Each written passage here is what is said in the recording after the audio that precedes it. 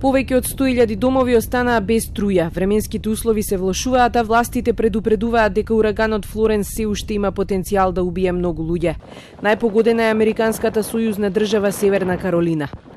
Тука Флоренс донесе силни ветрови, поројни дождови, а во крајбрежниот град Њу Берн, кој најмногу настрада, отсечени се илјадници луѓе поради поплавите. Силината на Флоренс е намалена на категорија 1 од максимални 5, но со оглед на неговата големина, тој би можел да го удира американскиот брег постојано во текот на денешниот ден. И покрај неговата непредвидливост, се очекува денеска попладне повторно да ја погоди Северна Каролина. Освен што е наредена евакуација, гувернерот го предупреди населението на предпазливост, бидејќи новиот удар може да предизвика големи поплави и одрони. My message today: don't relax. Stay on guard. This is a powerful storm that can kill.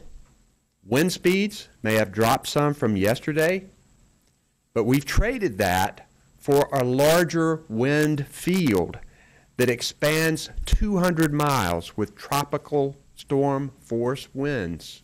Во моментов Флоренс дува со јачина од 175 км на час, а од енергетската компанија Duke Energy најавуваат дека без струја би можеле да останат до 3 милиони потрошувачи.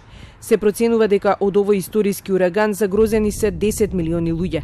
Се очекува на доаѓањето на морето и до 13 метри.